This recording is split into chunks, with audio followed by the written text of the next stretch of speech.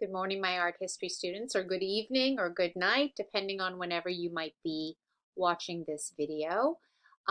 This is going to be sort of our first introductory video based on a PowerPoint, which is how I would typically be teaching if I was standing in the front of the classroom. And this would be kind of the first PowerPoint that I would show you today. Typically, my classes are 75 minutes long, and I realize that that's probably too long to create a PowerPoint. So I'm going to try to keep my videos shorter, and I may have more than one per week. I actually probably will, and I'll try to upload them ahead of time, ahead of the topic of that week. So if there's going to be more than one, I will let you know. Okay, and so let's just dive right in and really talk about kind of this issue. And I'm going to be toggling back and forth between having myself in the corner and not.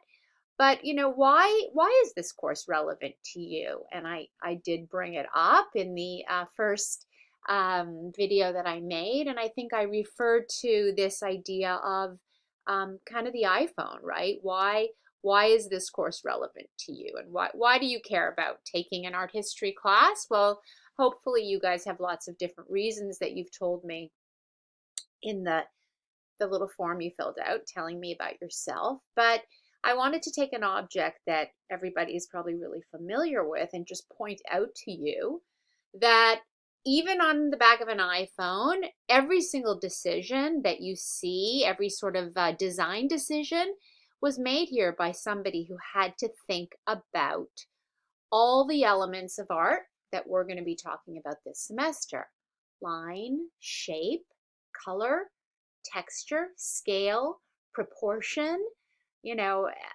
on and on, all of the elements of art that we will be using in our vocabulary.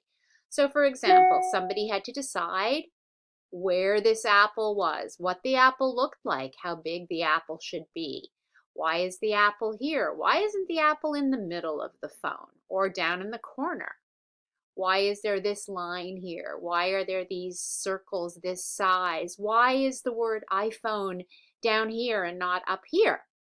Why is the word iPhone in that font? Why is it, every single thing. And so I try to tell my students that, we live in a visual world now. You guys all know that really well.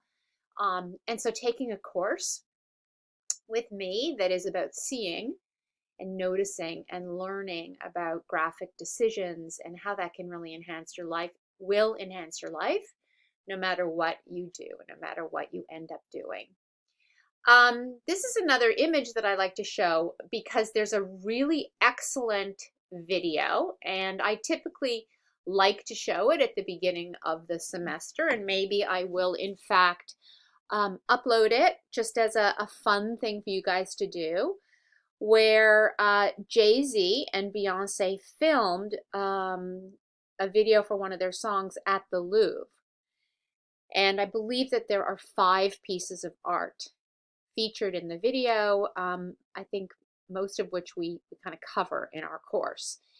And it's a really interesting kind of analysis of them and what they're wearing and how they're relating to the different art.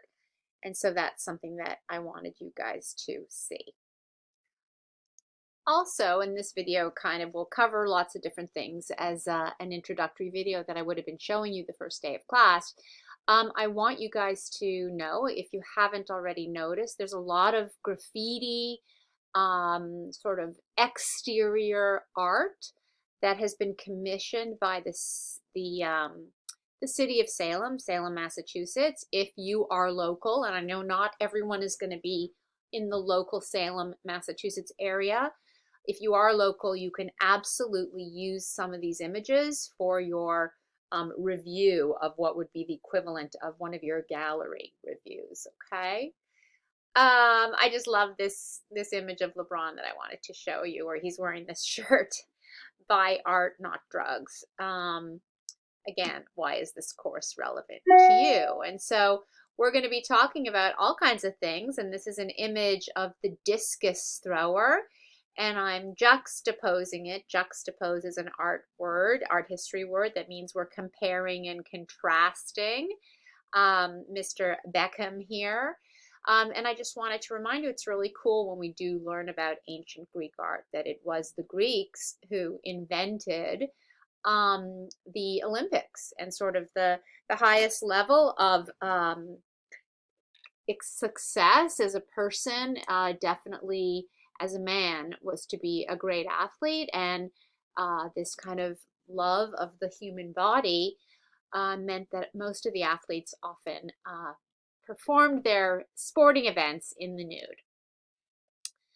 Here's a painting, actually, the daughters of Edward Darley Boyd from 1882, and it's a very famous painting. It's a very important painting. And I'm showing you this image because this is a shot of where it is here in Boston. So there's several pieces of art we're going to talk about this semester, and we're very fortunate that a few of them are actually in Boston. And if you look at the painting, you can see, in fact, these giant urns that are in the painting. And here they are. They were donated by the family, these four daughters who inherited the painting, donated it to the Museum of Fine Arts, and then they also donated the urns. And you can see how beautifully the museum has installed it here. And apparently there's a fun fact that when the curators received these as a gift, you can see they're quite tall. They're over 5 feet tall. That inside the urns were all kinds of pieces of paper, including grocery lists, torn up homework, and even some love letters. And somebody apparently wrote a book about the contents. We're going to be looking at all kinds of images this semester, and I wanted to just show you this one really briefly because this is one of the most famous paintings by Pablo Picasso. Picasso is a name that you should recognize.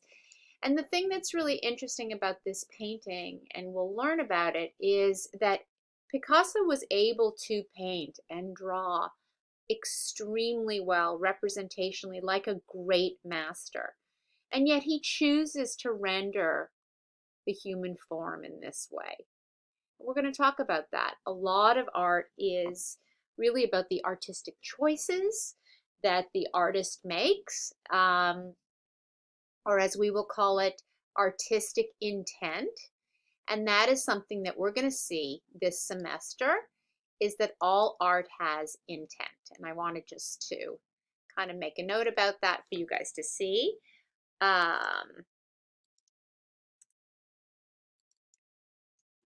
All art has intent. And that's a really important idea, because it really means that whether you like it or not, whether it is an idea that a piece of art should be completely abstract, right? Or that a piece of art should be just about the throwing the brush strokes on the page. And this is my nephew, by the way, looking at this piece of art. You know, whether you're trying to show the beauty of the human body, right? Whether you're putting a shark into formaldehyde and floating it in a container. And by the way, this is the last piece of art that we look at this semester, right? What is one of the most important things that I want you guys to get right away at the beginning of the course is that all art has intent. All art has an idea behind it, right? And that's really important. And you'll see as we sort of go through the course that these ideas change over time depending on the art historical period that we're in and what we're doing, right? So we're going to be looking at, you know, this painting by Manet, this painting that I just showed you by Picasso, Jackson Pollock's drip paintings, this beautiful outdoor sculpture by Richard Serra. And so one of the things that we start to talk about at the beginning of the semester and in this course is it art, right? Why would a piece of, you know, crumpled up metal that you could find after a car accident lying in the middle of the street, why would that be considered art if it was in a gallery and someone had signed it versus finding it in a junkyard, right? And one of the reasons is because the artist chose it, right? The artist had an idea and chose it and picked it up and signed it and put it into a gallery. And so we're going to be discussing, this question. Is it art or is it not? And one of the reasons that one of the ways we do that is discussing and understanding that though the idea of art changes from one era or one culture to another, the same issues often come up. And one of the things you'll learn about taking my class is that I like to talk about everything that's going on in the world that the artist is living in while they're creating their art. What am I talking about? What's going on politically?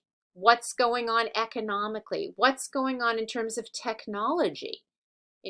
Things that are being invented that artists can use. And so the time in which obviously an work of art is made is going to affect things. And so there's kind of things we're going to see, ideas, elements that we're going to talk about.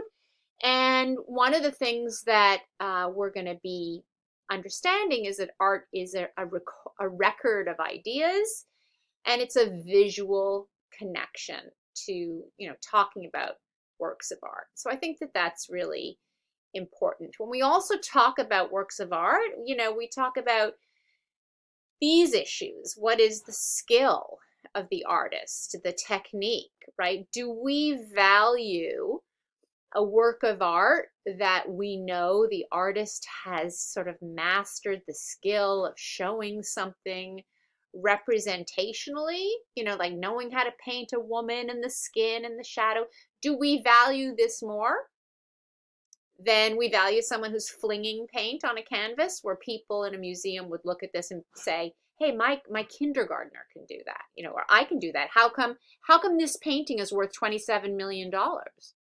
So it's a question of what are the things that we value, and is one of those things skill and technique. And so all of these things, expression, form, content, materials, what it's made out of, the intent, right? The artist's idea. These are all kind of the core issues of art. But you'll notice right here, I have the word originality.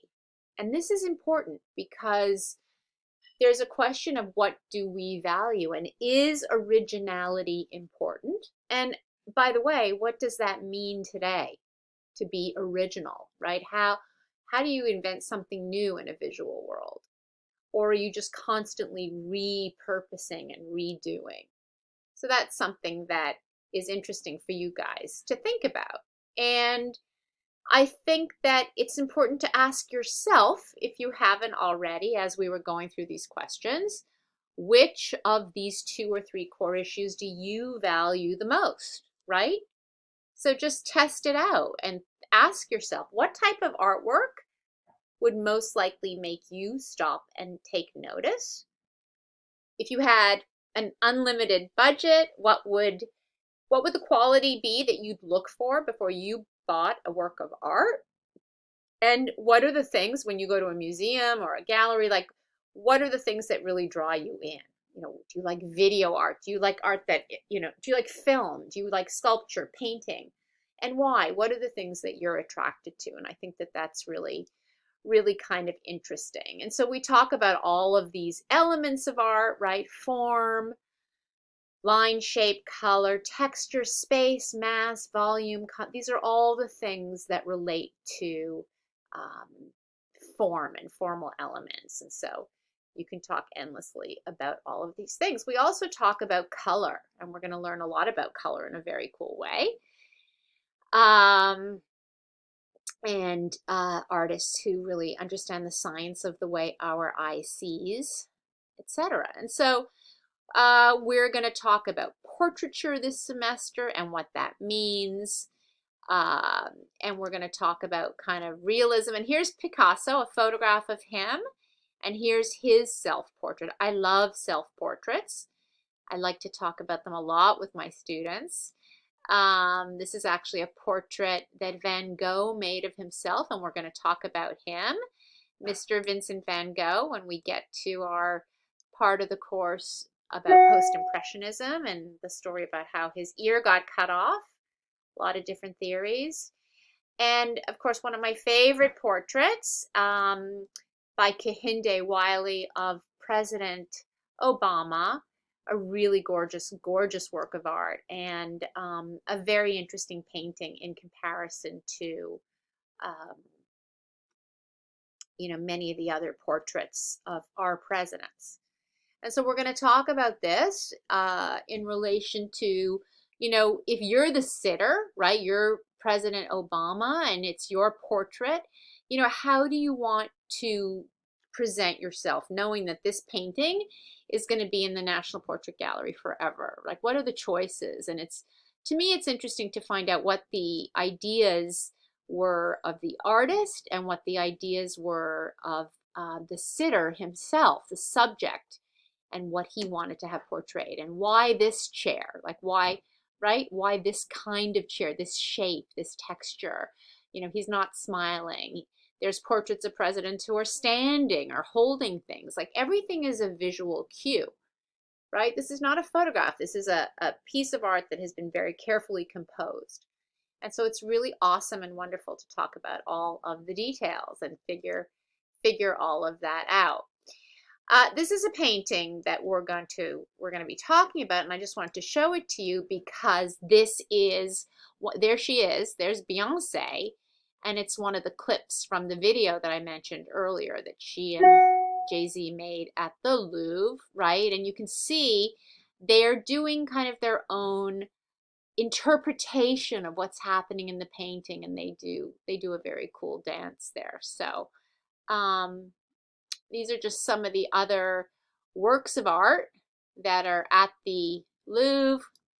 And there's Beyonce kind of likening herself to this incredible Greek statue of the goddess Nike. Awesome. And then this work of art, the Great Sphinx of Tanis. And then you see Beyonce and Jay-Z in front of this. So this is sort of like art about art, right? These are two artists who are taking works of art and then choosing costumes and getting dressed up, to sort of represent this Venus de Milo, right? And obviously we know Beyonce is very interested in Aphrodite and imagery. So I think it's a really cool, it's a very interesting way to start the course and to start thinking about the course. Okay. Art is always connected to culture. Art is always connected to culture. And we are living in a very interesting time right now, right? Where politics are important and political propaganda is important. And we're going to be talking a lot about that as the course continues. So one of the things that we're going to do is we're going to do this little kind of game, or this little fun thing that I usually do in class, the first day of class. And I have you guys divide up into pairs, and we do this thing called Is It Art? Why or why not? Okay? And so you're going to look at each pair that I'm going to show you, and you're going to decide whether both are art, neither, or just one. And then we're going to talk about it. Okay? So the first one is a marble sculpture. Okay? This is the original sculpture that is in the museum in Italy by an artist named Bernini of David, from the story of David and Goliath.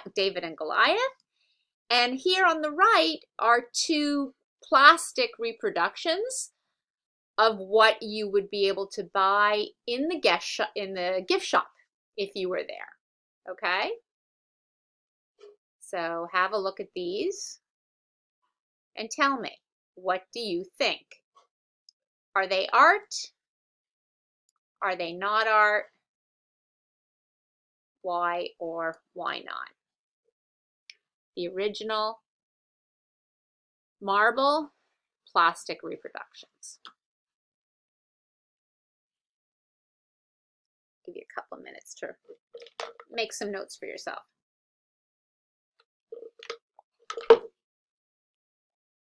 Okay, the next one.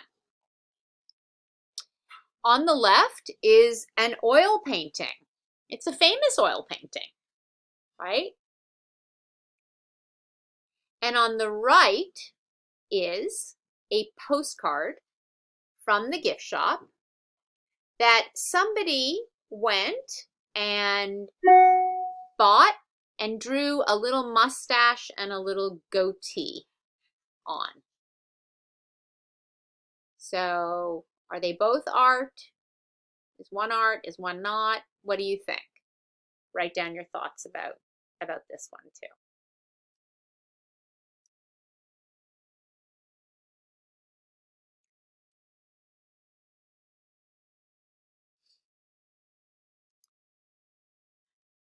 Okay, next one.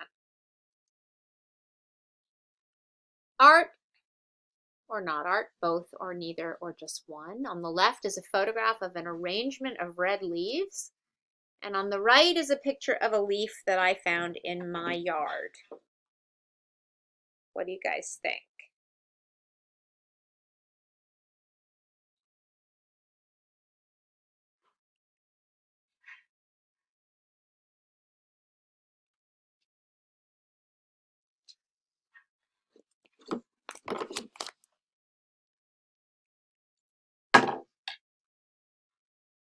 Okay.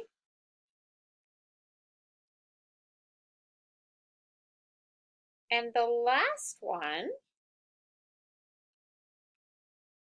the last comparison is these two. On the left is an ancient vase, actually in the museum, ancient vase. And then on the right is a mug with a logo printed on it.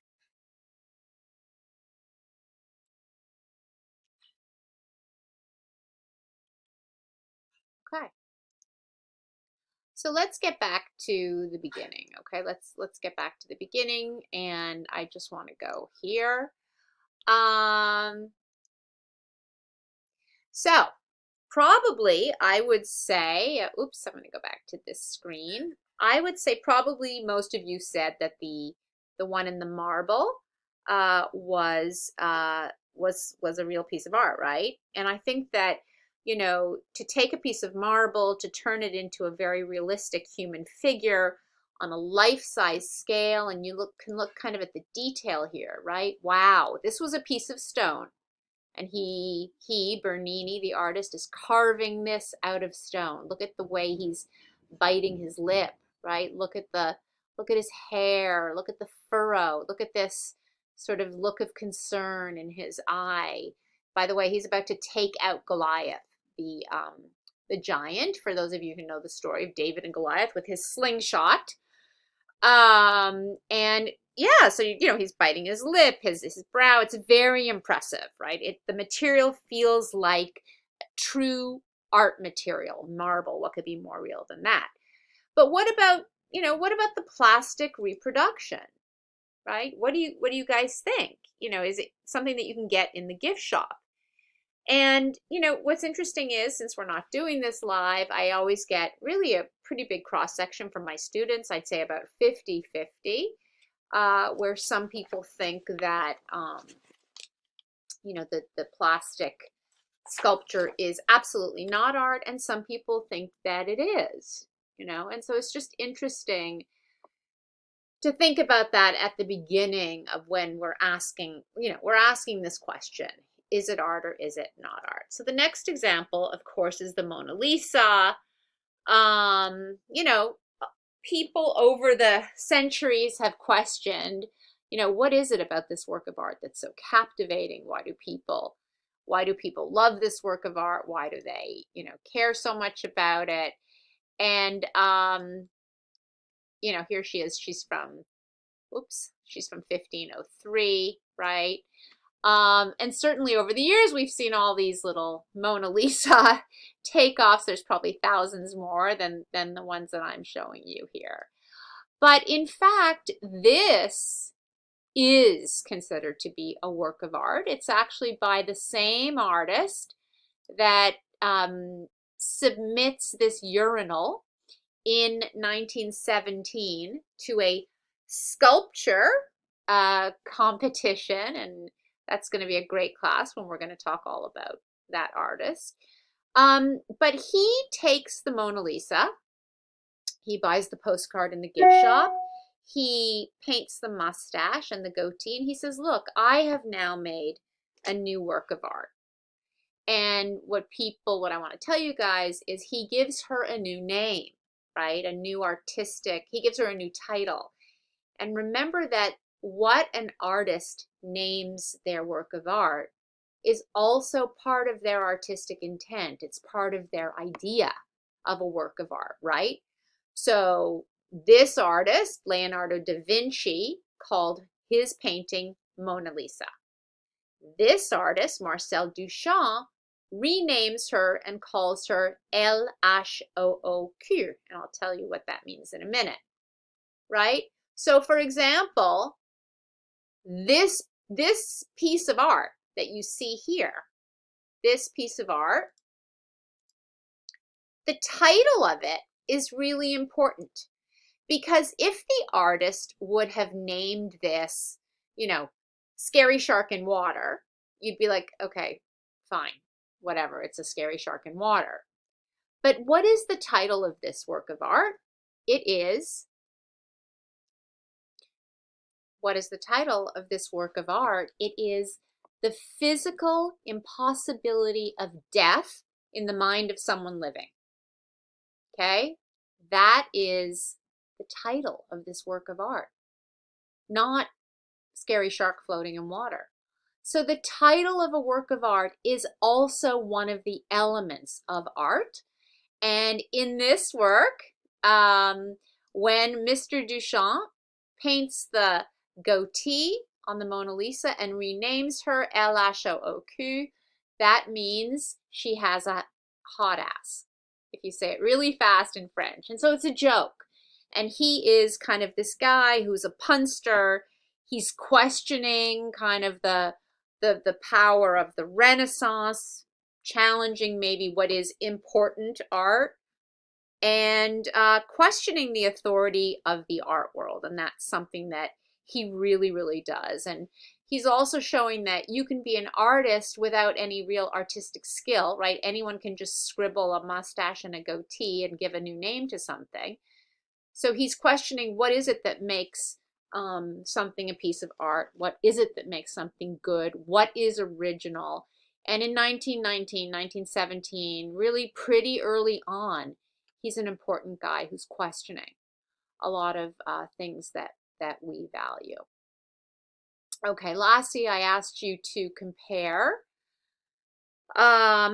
these two works of art, and I think it's interesting to talk about, you know, what is made by man using natural materials. I mean, and what just sort of occurs in the landscape. And Andy Goldsworthy is an amazing artist who is working in the landscape. And one of the cool things about his art is that he'll set something up, whether it's stones or sticks, or in this case, leaves. And we know that, you know, we're looking at this now and we're talking about this as a work of art, but this work of art doesn't exist anymore. And so there's another whole question about art as a commodity, right? Being able to buy something, and does it match my sofa, and does it not match my sofa, and does it, you know, how much is it worth, and is it an investment? And this idea of art as a commodity is something that has become really relevant in the modern world, and that's something that we're going to talk about too. Oh, there is one more thing that I didn't, the last one that I didn't talk about, which is this, the two pots. And what's interesting is, you know, now you'll go to the museum and you'll see all these ancient pots, you know, in cases. But the reality is that ancient Greek pots were actually made by a whole workshop of artists, not just one person. And that they were made not to be art, but to be useful, right? They had what we call a utilitarian function. They had a use, just like this pot on the right that says Car Talk on it, that's made for someone probably to drink coffee. And so some of you may say, well, if if it has a use, if it has a function, then it's not art. Or some of you may feel that that's not relevant, right? So this question of whether something has use is, relevant to many people when we're talking about art. And we're going to be talking about that and thinking about that too. The most important thing is really, what do you value and why? And we're also going to be seeing very much that there are these kind of changing priorities in art. So that's kind of a bad slide, but there's a changing priority in art. So whether an artist is sort of making an oil painting about what had become comic book art, or whether the artist is taking a urinal and flipping it upside down, or flinging paint on a canvas, you need to ask yourself, right? What are the things that you value, and what's important to you? And hopefully your opinion and your ideas will grow and will change over the course of our semester.